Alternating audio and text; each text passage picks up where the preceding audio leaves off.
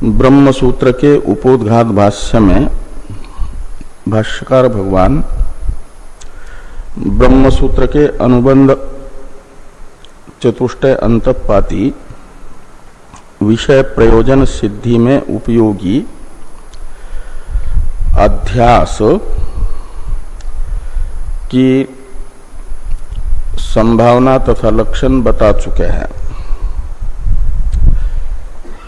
अध्यास साक्षी प्रत्यक्ष सिद्ध है। साक्षी प्रत्यक्ष का संवादक, समर्थक, अर्थापत्ति प्रमाण तथा अनुमान प्रमाण बताया जा रहा है अध्यास में। तम एतम अविद्याख्यम इत्यादि ग्रंथ से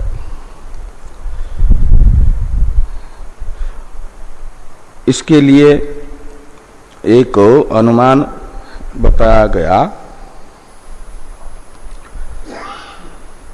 लौकिक तथा वैदिक व्यवहार कार्य है और अध्यास कारण है।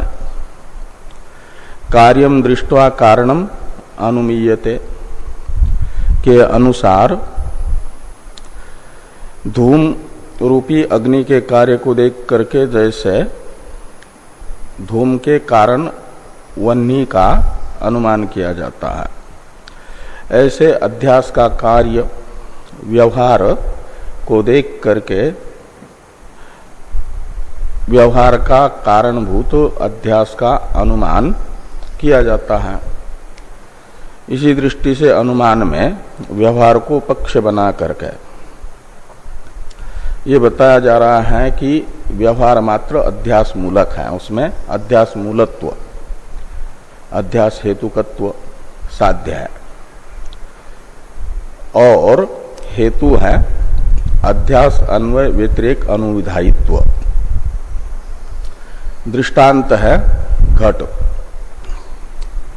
मृत अन्वय व्यतिरेक अनुविधायी घट, ये दृष्टांत है। तो इसमें व्यवहार अध्यास के अन्वय का अनुविधान यानी अनुकरण करता है तथा अध्यास के व्यतिरेक का भी अनुकरण करता है। यानी अन्वय व्याप्ति तथा व्यतिरेक व्याप्ति अध्यास की व्यवहार में है,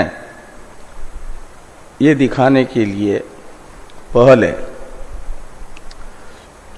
अध्यास की व्यतिरेक व्याप्ति व्यवहार में भगवान भाष्यकार देहादि इत्यादि के द्वारा बता रहे हैं, देह इंद्रिय इत्यादि।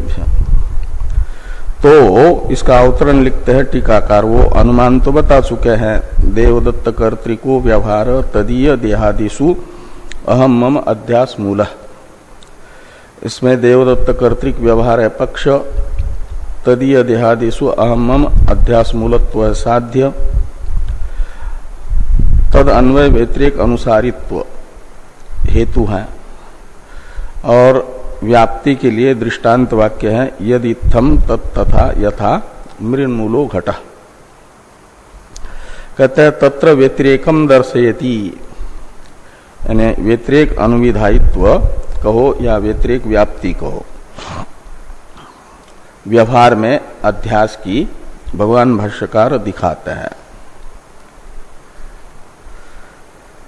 देहेंद्रिय उच्चते इत्यादि से बताया जा रहा, तो उसमें पहले देहेंद्रिय इत्यादि वाक्य आया।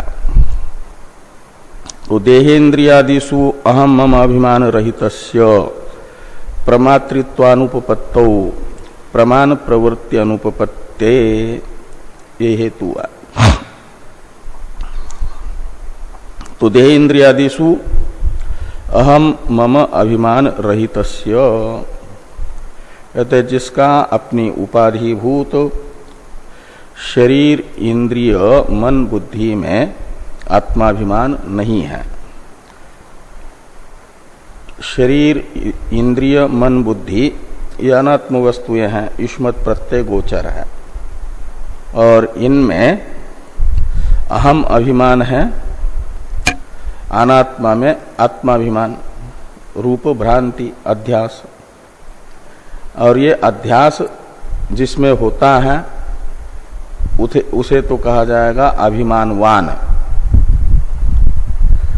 और जिसमें अनात्मा कार्यक्रम संघात में आत्माभिमान रूप अध्यास नहीं है, वो व्यक्ति हो जाएगा देहेंद्रिय आदि में अहम अभिमान रहित, यानी अध्यास रहित, जो व्यवहार का हेतु है अध्यास,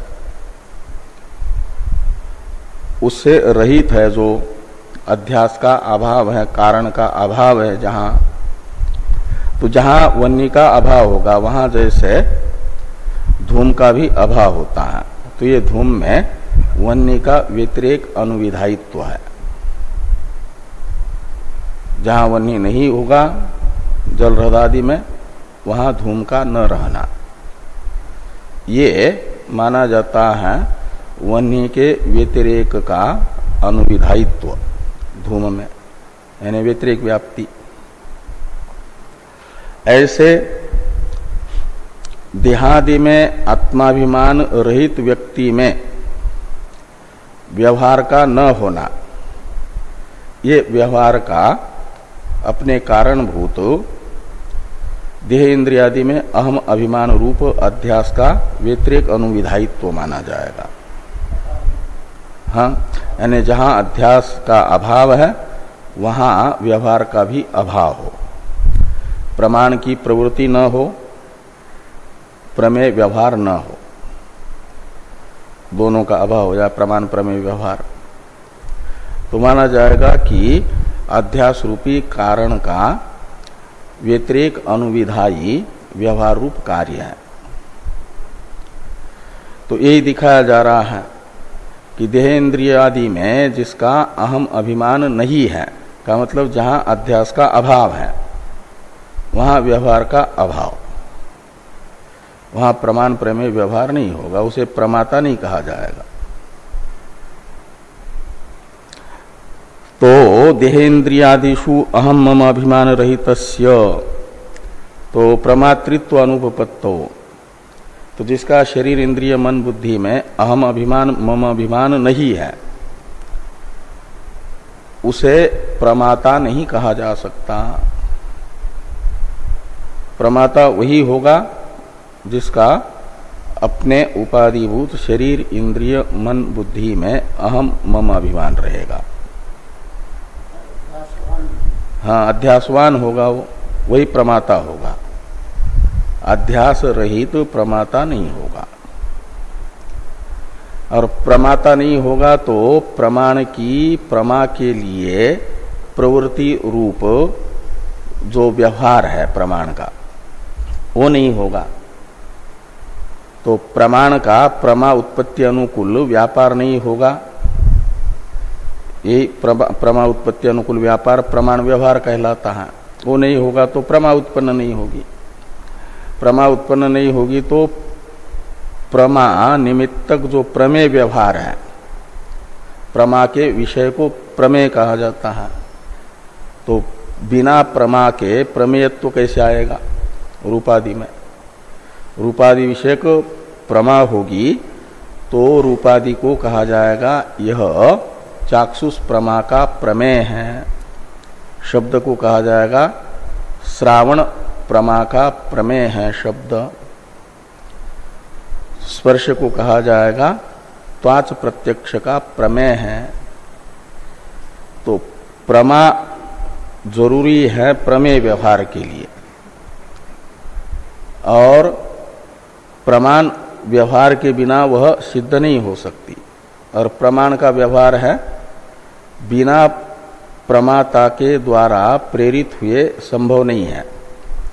और प्रमातृत्व देह इंद्रिय में अहम अध्यास के बिना नहीं हो सकता।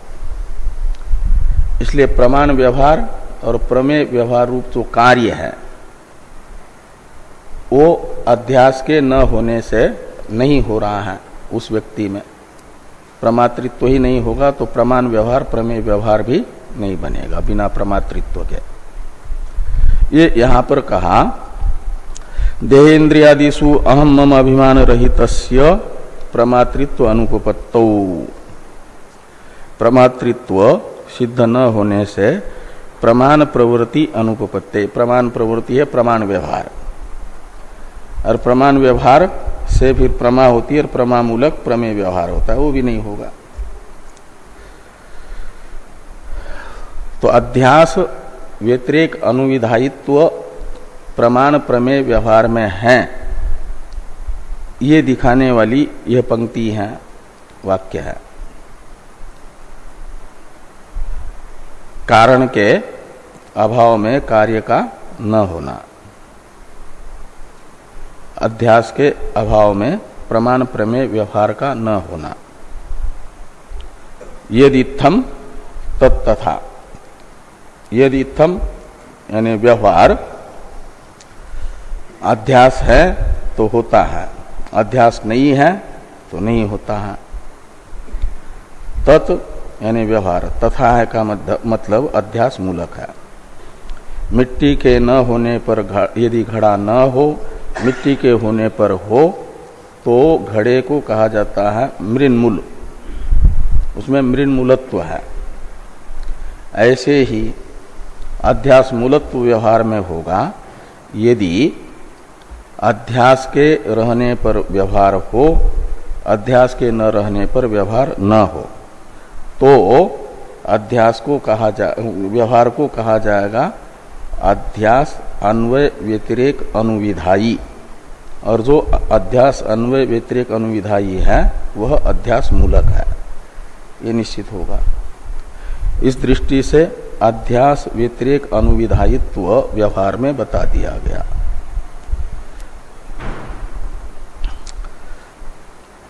कहते हैं अन्वय को क्यों नहीं बताया गया? व्यवहार में अध्यास अन्वय अनुविधायित्व भाष्यकार भगवान ने क्यों नहीं बताया? पहले व्यतिरिक अनुविधायित्व ही क्यों बताया? तो कहते हैं अन्वय अध्यास अन्वय अनुविधायित्व व्यवहार में स्फुट है। स्फुट है यानी स्पष्ट है, इसलिए बताने की आवश्यकता नहीं है।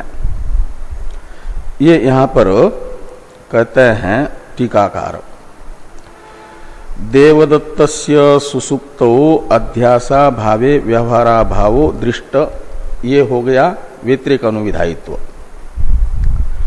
जागृत स्वप्नयो अध्यासे सति व्यवहार इति अन्वयः स्फुटत्वात् न उक्तः।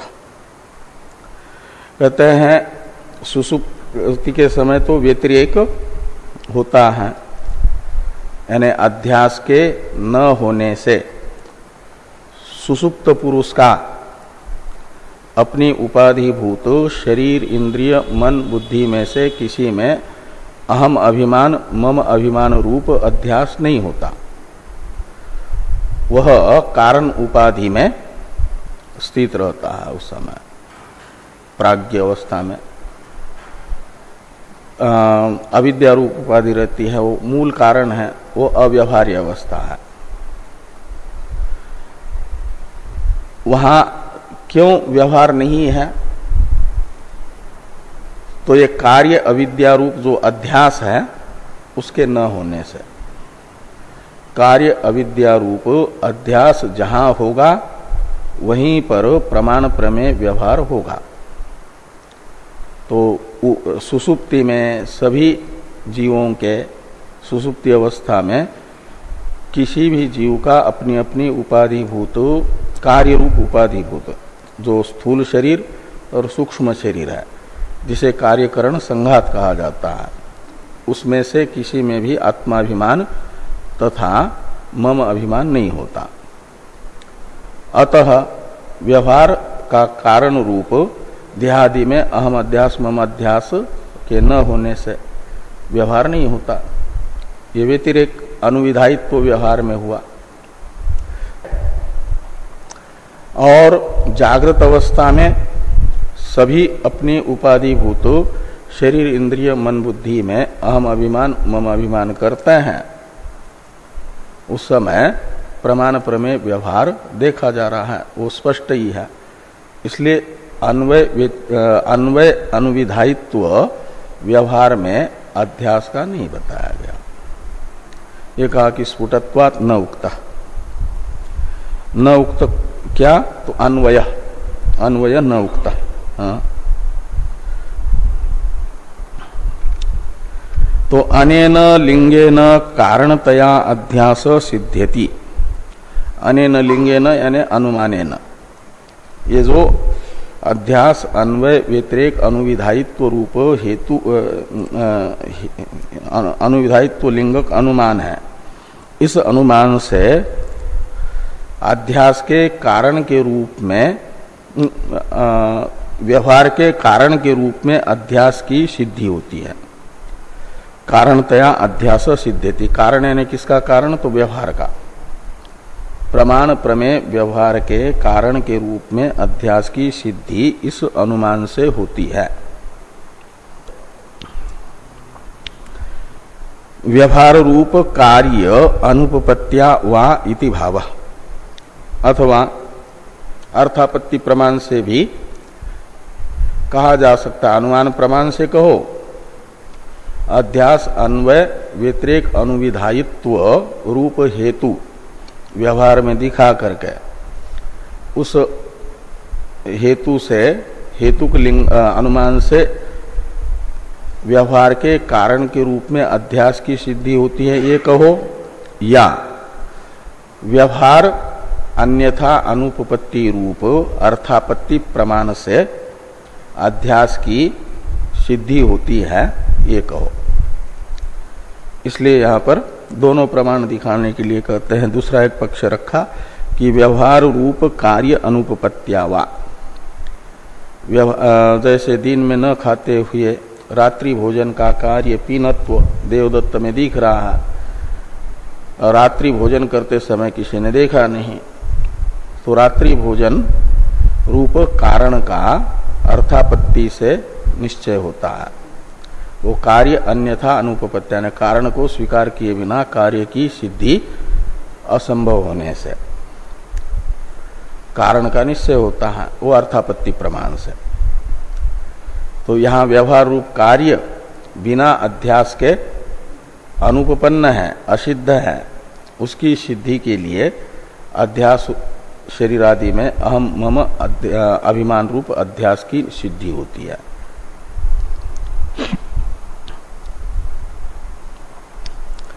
नहीं इंद्रियानि अनुपादाय इत्यादि का अवतरण लिखते हैं टीकाकार।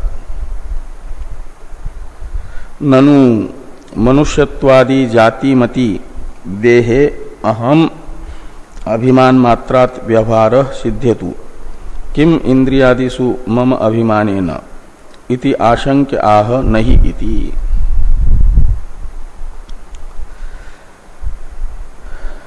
कहते हैं मनुष्यत्वादि जाति से युक्त जो शरीर है, स्थूल शरीर, उसी में जीव के अहम अभिमान को प्रमाण प्रमेय व्यवहार का माना जाए हेतु। इंद्रिय में मम अभिमान, इंद्रियादि में मम अभिमान को भी प्रमाण प्रमेय व्यवहार का हेतु मानने की क्या जरूरत है।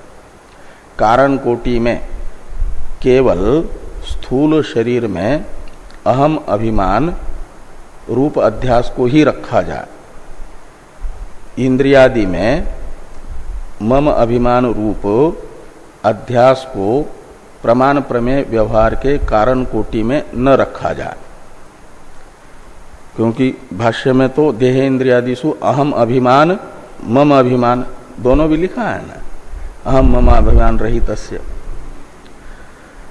तो कहते हैं इसमें से केवल स्थूल शरीर में अहम अभिमान रूप जो अध्यास, वही प्रमाण प्रमेय व्यवहार का कारण है, इतना मान लो। इंद्रियादि में मम अभिमान को कारण कोटि में से निकाल दो। क्या जरूरत है यदि केवल स्थूल शरीर में आत्माभिमान रूप अध्यास मात्र से प्रमाण प्रमेय व्यवहार रूप कार्य सिद्ध हो रहा हो तो कारण कोटि में मम अभिमान को भी प्रविष्ट करने से गौरव ही होगा, गौरव दोष से दूषित हो जाएगा ये कार्य कारण भाव। कम से कम कारण मानने से यदि व्यवहार सिद्ध होता है तो उतने को ही कारण मान लिया जाए। इस दृष्टि से यहाँ पर ये शंका है कि मनुष्यत्वादि जातिमति देहे अहम इति अभिमान मात्रात, ये मात्र पद इंद्रियादि में मम अभिमान का व्यावर्तक है, कारण कोटि में उसमें मत रखो उसको। हाँ, व्यवहार सिद्ध्यतु किम इंद्रियादिषु मम अभिमानेन, तो कारण कोटि में मम अभिमान को रखने से क्या प्रयोजन होगा। इस प्रकार की आशंका का निराकरण करने के लिए भाष्यकार भगवान ने ये वाक्य लिखा है, नहीं इत्यादि, कि नहीं इंद्रियाणि अनुपादाय प्रत्यक्षादि व्यवहार संभवति। कहते इंद्रियाणि अनुपादाय यानी ममता स्वदत्वेन अनुपादाय ऐसा लगाना। तो इंद्रिय को समझना उपलक्षण, यहां तो खाली इंद्रियाणि लिखा है ना, और आगे लिखते हैं प्रत्यक्षादि व्यवहार न संभवती, न का अन्वय संभवती के साथ है। प्रत्यक्षादि में आदि शब्द जोड़ दिया है ना, इस आदि शब्द का प्रयोग होने से ये प्रत्यक्ष शब्द प्रमाण का सूचक है। तो प्रत्यक्ष प्रमाण तो इंद्रिया है, प्रत्यक्ष प्रमाण कहा जाता है इंद्रियों को।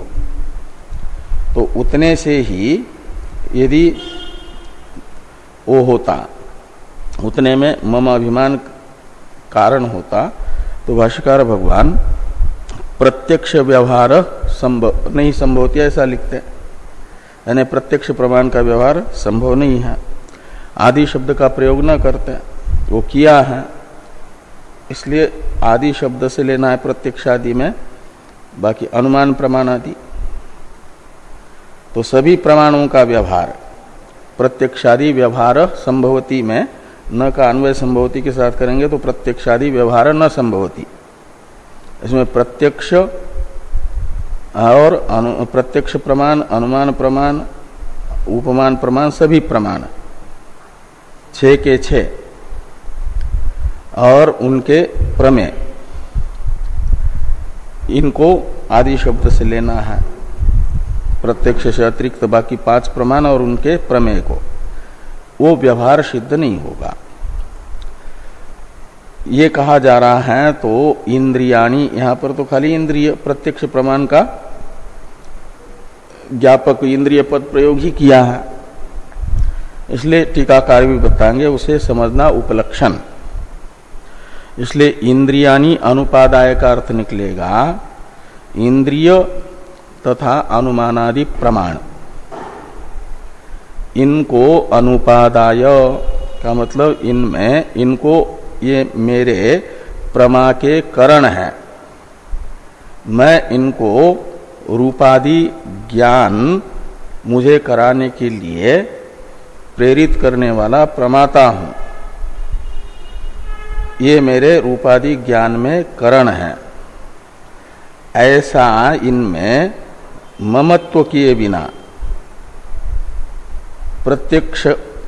प्रत्यक्षादि व्यवहार सिद्ध नहीं होता। रूपादि प्रत्यक्ष प्रमा के लिए मेरी चक्षु इंद्रिय मुझे प्रमाण के रूप में, प्रमा उत्पादक करण के रूप में सहयोग करती है। मैं अपनी चक्षु इंद्रिय का अधिष्ठाता हूं, मेरी चक्षु इंद्रिय मुझे रूप का ज्ञान कराती है। ये चक्षुष का जो पुरुष है, चक्षु इंद्रिय जिसकी विद्यमान है, उसका अपने चक्षु इंद्रिय में मम अभिमान होता है, तब रूप का ज्ञान उसे होता है। और जन्मांध का चक्षु इंद्रिय में नहीं हो पाता मम अभिमान। उसका तो यही रहता है कि मुझे चक्षु इंद्रिय है नहीं। इसलिए जिस प्रमाण में मम अभिमान नहीं है जिसका, उसको उस प्रमाण के व्यापार से होने वाली प्रमा भी नहीं होती, जन्मांध को नहीं होती। जन्म से जो बधिर है उसे शाब्द प्रमा नहीं होती है, क्योंकि उसका ये अंदर से निश्चय होता है कि मेरी श्रोत्र इंद्रिय नहीं है। तो श्रोत्र इंद्रिय में उसका मम अभिमान रूप व्यवहार का हेतु न होने से शाब्द प्रमा नहीं हो रही है। शाब्द प्रमा के न होने से शब्द रूप प्रमेय व्यवहार नहीं होता। मैंने शब्द सुना ऐसा, मैं श्रोता हूं।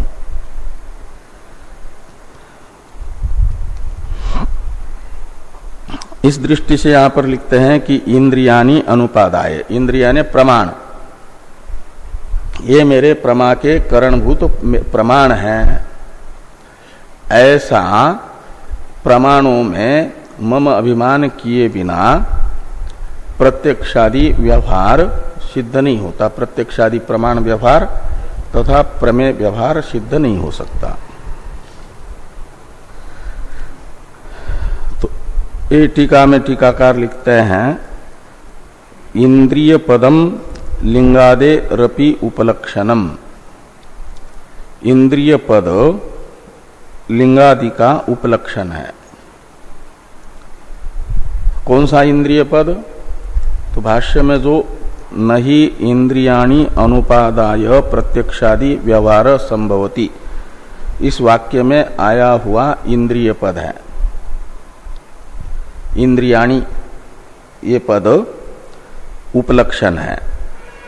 उपलक्षण किसको कहते हैं? जो शब्द स्वार्थ बोधक होता हुआ अन्य शब्दों के अर्थ को भी बताता है, उसे उपलक्षण कहते हैं। स्वार्थ बोधकत्वे सति अन्यार्थ बोधकत्वम उपलक्षणत्वम।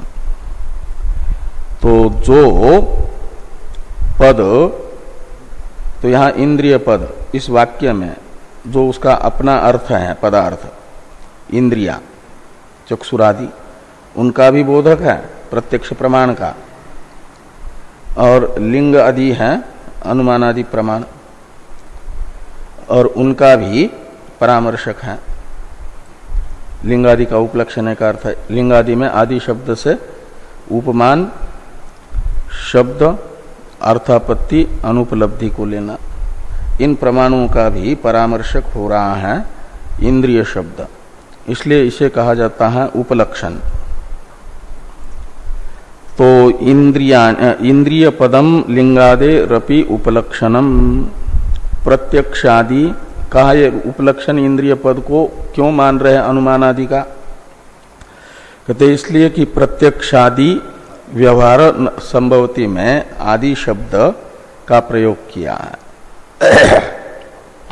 प्रत्यक्षादि इत्यादि पद प्रयोगात, प्रत्यक्षादि में आदि पद का प्रयोग होने से यहां इंद्रिय पद यदि उपलक्षण अपेक्षित न होता, केवल इंद्रिय पद का वाच्यार्थ ही अपेक्षित होता प्रत्यक्ष प्रमाण, तो प्रत्यक्षादि में आदि पद का प्रयोग भाष्यकार भगवान न करते, प्रत्यक्ष व्यवहार न संभवती, इतना मात्र लिखते।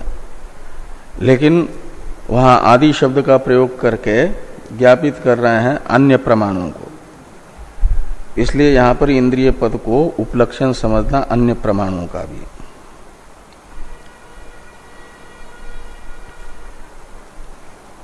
तथा च टीका में है, तथा च प्रत्यक्ष लिंगादि प्रयुक्तो यो व्यवहारो द्रष्टा अनुमाता श्रोता अहम इत्यादि रूपः स इंद्रियादीनि ममतास्पदानि अगृहीत्वा न संभवति इत्यर्थ। नहीं इंद्रियाणि अनुपादाय इस वाक्य का अर्थ करते हैं टीकाकार कि ये अर्थ निकलेगा प्रत्यक्ष लिंगादि प्रयुक्त जो व्यवहार, प्रत्यक्ष लिंगादि इसमें आदि शब्द से अर्थापत्ति बाकी सब प्रमाण, यानी प्रत्यक्षादि प्रमाणों से प्रयुक्त जो व्यवहार है वो क्या है? तो दृष्टा अहम, ये चक्षु इंद्रिय से प्रयुक्त व्यवहार है। और दृष्टा इसको उपलक्षण समझना, ये श्रोता भी लिखा ही है, श्रोता अहम। और अनुमाता अहम ये है आपके उसका अनुमान प्रमाण प्रयुक्त जो व्यवहार है। मैंने धुएं को देख करके वन्य का अनुमान किया, वन्य का अनुमान करने वाला अनुमाता मैं हूं और श्रोता मैं हूं। शब्द प्रमाण यदि बधिर होगा तो नहीं होता ना, तो मेरे द्वारा ये शब्द सुना गया और मेरे द्वारा श्रुत शब्द ने मुझे ये ज्ञान कराया, इसलिए मैं श्रोता हूं। इसमें उसकी भी भूमिका है, शब्द प्रमाण की भी। श्रुत शब्द प्रमाण से शाब्द प्रमा होती है ना, और शाब्द प्रमावान को कहा जाता है श्रोता, जिसको शाब्द प्रमा हुई, यानी वक्ता के मुख से निकला हुआ वाक्य सुना और उस वाक्यार्थ का बोध हुआ, श्रुत वाक्यार्थ का बोध हुआ, तो हो गया श्रोता। तो श्रोता में शब्द प्रमाण का दिखाया जा रहा है। शब्द प्रमाण को ममतास्पदत्वेन रूपेण गृहीत करके ही श्रोता अहम ये व्यवहार होता है। तो यो व्यवहार, इत्यादि रूप यो व्यवहार स इंद्रियादीनि ममतास्पदानि अगृहीत्वा, तो मम अध्यास इनमें किए बिना न संभवती, ये व्यवहार संभव नहीं हो पाएगा। इसलिए इंद्रियों में ममता स्पदत्व यानी मम अध्यास ये भी व्यवहार का हेतु है, नहीं तो इस व्यवहार की सिद्धि नहीं होगी।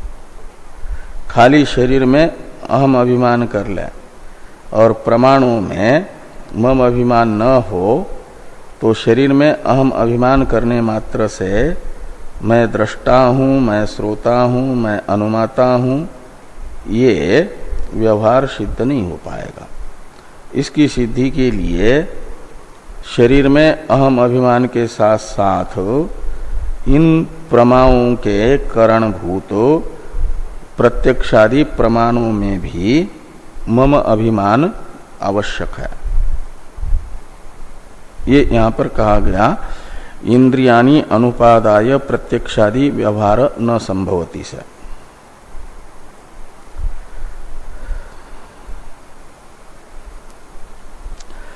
यद्वा करके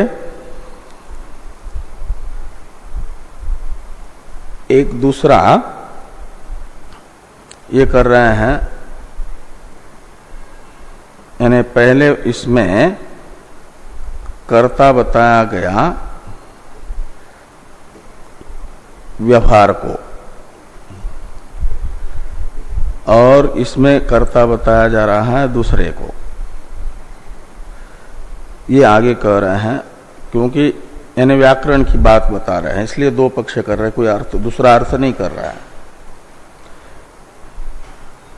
यहां अनुपादाय एक शब्द आया ना भाष्य में, अनुपादाय इंद्रियाणि के बाद में, इन भाष्य में नहीं इंद्रियाणि अनुपादाय प्रत्यक्षादि व्यवहार संभवति, इसमें अनुपादाय एक शब्द है, उसे व्याकरण में माना जाता है अक्त्वा प्रत्यांत। एक अनुपादान क्रिया है, उपादान क्रिया का अभाव अनुपादान क्रिया। और उस अनुपादान क्रिया के वाचक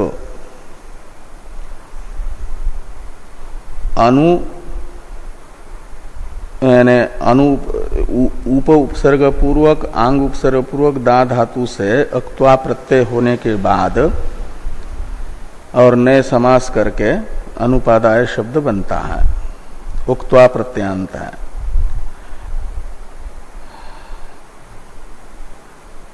तो न उपादाय अनुपादाय ऐसा वो समास हुआ है।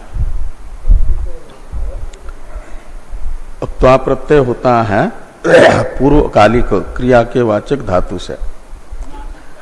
पूर्वकालिक क्रिया के वाचक धातु से, यानी एक समय एक कर्ता तो एक ही क्रिया कर पाएगा ना।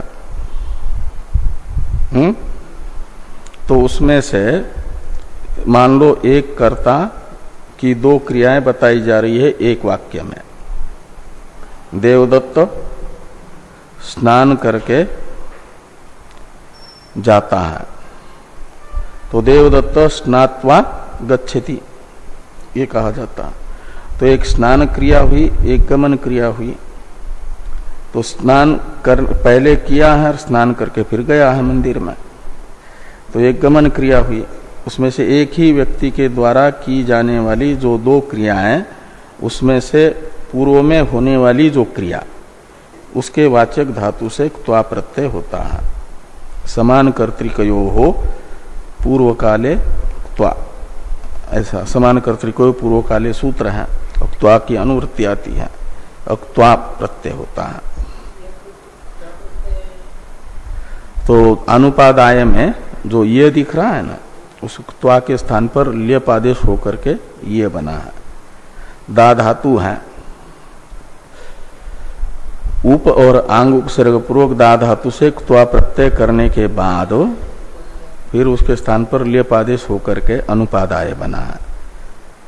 तो वो भी क्त्वा प्रत्यांत ही है। ल्यप आदेश तो स्थानीयवत आदेश हो जाता है ना। स्थानीयवत आदेश होता है, ये बताने वाला कौन सा सूत्र है? लघु सिद्धांत को मुझे नहीं पढ़ता है। स्थानीयवद आदेशो अनल विधौ, ये सूत्र नहीं पढ़ा। तो क्त्वा प्रत्यय के स्थान पर हुआ ल्यप आदेश भी त्वा कहलाता है। जैसे ज्ञ प्रत्यय के स्थान पर हुआ रामाय में ये आदेश भी सूप है, क्योंकि ज्ञ सूप है। वहीं पर आया है ना स्थानीयवद आदेशो अनल विधौ। तो इसके विषय में ये चर्चा आ रही है आगे व्याकरण के विषय में, कि यहां उक्त्वा प्रत्यय होगा कब? जब यहां दो क्रियाएं हैं, एक अनुपादान क्रिया और दूसरी असंभव क्रिया। न संभवती में असंभव कहा जाएगा ना। तो असंभव क्रिया का कर्ता और अनुपादान क्रिया का कर्ता एक होने पर जो उन दो क्रियाओं में असंभव क्रिया और अनुपादान क्रियाओं में एक कर्तृक, ये दोनों क्रियाएं हो, इन दोनों का एक कर्ता और उसमें जो पूर्वकालीन क्रिया होगी उससे क्त्वा प्रत्यय माना जाएगा। जैसे स्नात्वा गच्छति, स्नान क्रिया पहले है फिर गमन क्रिया है।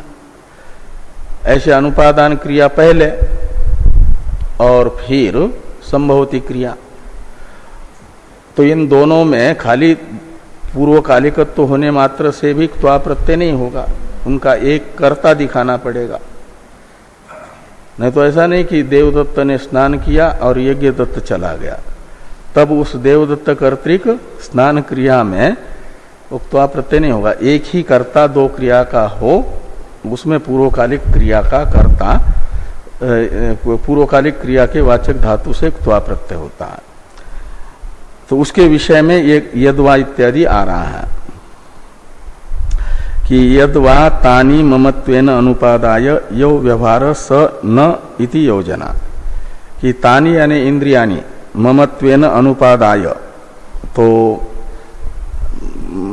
ममतास्पदत्वेन रूपेण बिना ग्रहण किए जो व्यवहार होता है वह न संभवती, ऐसा अर्थ करना। तो ये दोनों में अंतर क्या हुआ? तो दोनों का अंतर बता रहे हैं टीकाकार कि पूर्वत्र अनुपादान असंभव क्रिययोः एको व्यवहारः कर्ता इति क्त्वा प्रत्यय साधु। क्त्वा प्रत्यय साधु है, साधु का अर्थ होता है उचित। क्त्वा प्रत्यय का प्रयोग निर्दोष है, सुसंगत है। क्यों? तो कहते हैं उस वाक्य में जो भाष्कर भगवान के द्वारा प्रयुक्त वाक्य है उसमें जो दो क्रियाएं हैं, अनुपादान क्रिया और असंभव क्रिया, इन दोनों क्रियाओं का कर्ता एक व्यवहार ही है, इसलिए दोनों में एक व्यवहार कर्तृत्व आ गया। तो व्यवहार कर्तृक इन दो क्रियाओं में से पूर्वकालिक क्रिया अनुपादन क्रिया में क्त्वा प्रत्यय साधु माना जाएगा, उचित माना जाएगा। और उत्तरत्र क्या है? तो कहते उत्तरत्र यानी दूसरे व्याख्यान में तानि ममत्वेन अनुपादाय यो व्यवहार स न संभवति, ये है दूसरा वाक्य। उसमें उत्तरत्र अनुपादान व्यवहारयोः एकात्म कर्तृकत्वात् तत्साधुत्वम इति भेदः। तत्साधुत्व में तत् का अर्थ है क्त्वा प्रत्यय, तो क्त्वा प्रत्यय साधुत्व है, यानी क्त्वा प्रत्यय का प्रयोग दोनों पक्ष में उचित है। कर्ता बदल रहा खाली। पूर्व वाक्य में तो पूर्व व्याख्यान में बताया गया व्यवहार को कर्ता, दूसरे वाक्य में आत्मा हो जाएगा कर्ता, यानी जो भ्रांत जीवात्मा प्रमाता इंद्रियादि में, इंद्रियादि को मम तास्पदत्वेन रूपेण ग्रहण नहीं करता, उसमें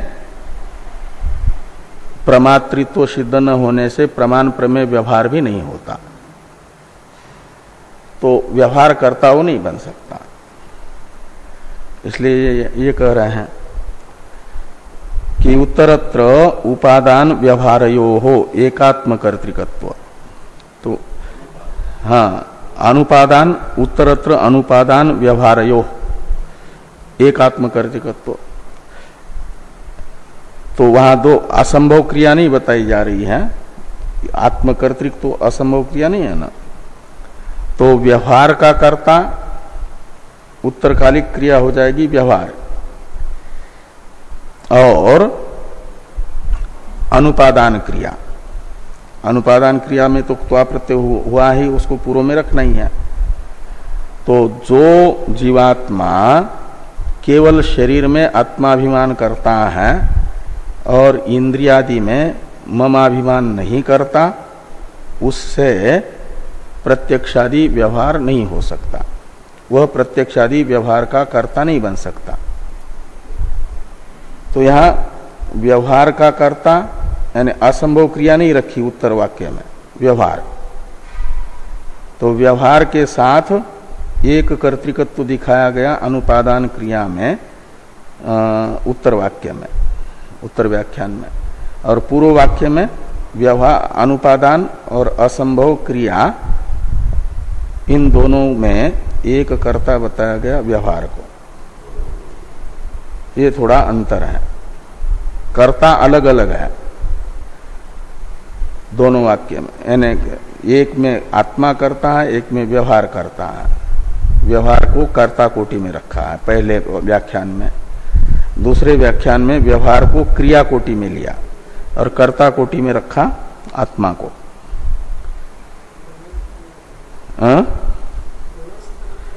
हाँ, इसलिए क्त्वा प्रत्यय उचित है। भाष्यकार भगवान व्याकरण की गलती नहीं कर सकते। यदि व्याकरण की गलती स्वयं करेंगे तो उनमें बौद्धों का खंडन करते समय द्वितीय अध्याय में पश्यना आदि गलत शब्द प्रयोग आप लोगों ने किया है, ये नहीं कह सकेंगे ना। स्वयं भी गलत व्याकरण के अनुसार गलत प्रयोग करेंगे तो। हाँ, दोनों पक्ष में त्वा प्रत्यय उचित है, ये कहा। क्यों कि दोनों में भी अनुपादान क्रिया का कर्ता एक ही है। अनुपादान क्रिया के साथ दूसरी क्रिया व्यवहार को बताया गया दूसरे वाक्य में, और पहले वाक्य में अनुपादान क्रिया के साथ असंभव क्रिया को बताया गया है।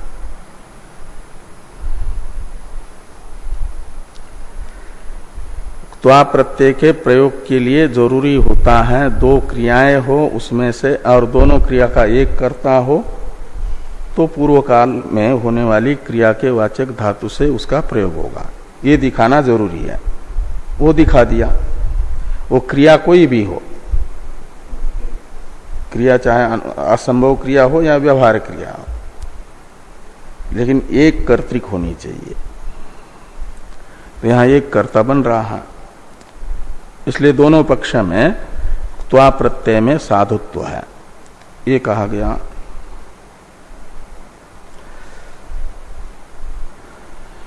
अब न च अधिष्ठानम अंतरेण इंद्रियाणाम व्यवहार संभवती, ये जो वाक्य है, इस वाक्य का अवतरण लिखने से पहले टीकाकार नहीं इंद्रियानि अनुपादाय का भावार्थ बताते हैं, उसे देखिए, फिर इसका अवतरण पढ़ते हैं। तो इंद्रियादिषु मम इति अध्यासा भावे अंधादे रिव दृष्टित्वादि व्यवहारो न स्यात् इति भावः। तो यदि केवल कारण कोटि में स्थूल शरीर में अहम अध्यास को ही रखेंगे, इंद्रियादि में मम अध्यास को नहीं रखेंगे, जैसा पूर्व पक्षी का आग्रह है, तो जैसे जन्मांध का अपने स्थूल शरीर में अहम अध्यास तो होता है, किंतु चक्षु इंद्रिय में मम अध्यास नहीं होता उसमें, तो उसका कभी भी पूरे जीवन में अहम दृष्टा ये व्यवहार नहीं होता। ये क्यों व्यवहार नहीं हो रहा? शरीर में अहम अभिमान तो है ही है, केवल शरीर में अहम अभिमान मात्र को व्यवहार का हेतु मानेंगे तो जन्मांध में भी अहम दृष्टा ये व्यवहार होना चाहिए, लेकिन कभी भी उसमें अहम दृष्टा यह व्यवहार नहीं होता। इससे यह निकलता है कि दृष्टित्व व्यवहार का हेतु केवल शरीर में अहम अभिमान मात्र नहीं है, नहीं तो वहां कारण है तो कार्य होना चाहिए ना, नहीं तो कारण के होते हुए भी कार्य नहीं होगा तो अन्वय व्यभिचार माना जाएगा। तो ये वहां दिखाना पड़ेगा कि खाली शरीर में अहम अभिमान मात्र से व्यवहार नहीं होगा, साथ में उसका सहयोगी इंद्रियादि में मम अभिमान भी होना चाहिए, और दृष्टित्व व्यवहार के लिए चक्षु इंद्रिय में मम अभिमान होना जरूरी है, और वो जन्मांध का चक्षु इंद्रिय में मम अभिमान नहीं होता है। इसलिए देह में अहम अभिमान होने पर भी दृष्टित्व व्यवहार का हेतु सहयोगी कारण जो चक्षु इंद्रिय में मम अभिमान, उसके न होने से जन्मांध में अहम दृष्टा ये व्यवहार न होना व्यतिरेक सहचार माना जाएगा, व्यतिरेक अनुविधायित्व माना जाएगा। वो व्यतिरेक का अनुविधान अनुकरण कर रहा है। और जो चक्षुवान है, नेत्र इंद्रिय सनेत्र है, उसमें चक्षु इंद्रिय में मम अभिमान होने से अहम दृष्टा व्यवहार देखा जाता है, वो सहयोगी है, कारण है, इसलिए उसको कारण कोटि में रखना जरूरी है। और यदि इंद्रियादि में मम अभिमान को कारण कोटि से सर्वथा निकाल देंगे तो फिर जैसे जन्मांध में अहम दृष्टा ये व्यवहार नहीं होता, ऐसे बाकी में भी अहम दृष्टा ये अभिमान, ये सारे व्यवहार न होने की आपत्ति आएगी। तो इंद्रियादिषु मम इति अध्यासा भावे अंधादे इव दृष्टित्वादि व्यवहार न स्यात्। लेकिन हो रहा है, दिख रहा है, तो मानना पड़ेगा एक तो जन्मांध में व्यतिरेक व्यभिचार का निवारण करने के लिए खाली देह में अहम अभिमान को मात्र कारण मानेंगे, वहां कारण है, कार्य नहीं हो रहा है, तो एक प्रकार से कारण के रहने पर भी कार्य नहीं होगा, तो अन्वय सहज व्यभिचार माना जाएगा।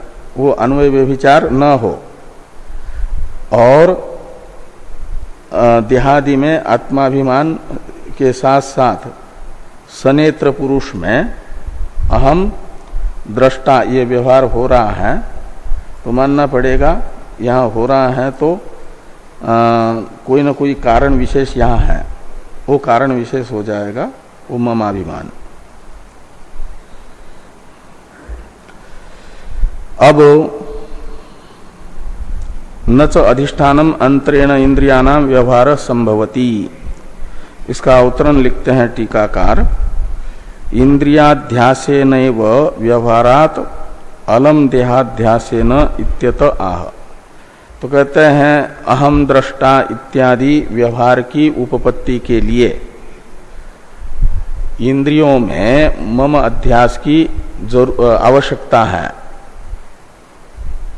उसे आवश्यक बताया गया ना, नहीं इंद्रियानि इत्यादि से, वो जरूरी है। यदि तो हम मान लेते हैं इंद्रियों में अहम मम अध्यास ये व्यवहार का कारण है, तो उतने मात्र से ही यदि दृष्टित्वादि व्यवहार की सिद्धि हो जाए तो शरीर में अहम अभिमान की आवश्यकता नहीं है, अलम का अर्थ पर्याप्त है, इसकी कोई जरूरत नहीं है। केवल इंद्रिय में मम अभिमान रूप अध्यास को ही व्यवहार मात्र का कारण मान लो। देह में अहम अध्यास की आवश्यकता नहीं है, उसको निकाल लो, इन दो में से एक को निकाल लो। तो देह में अहम अध्यास को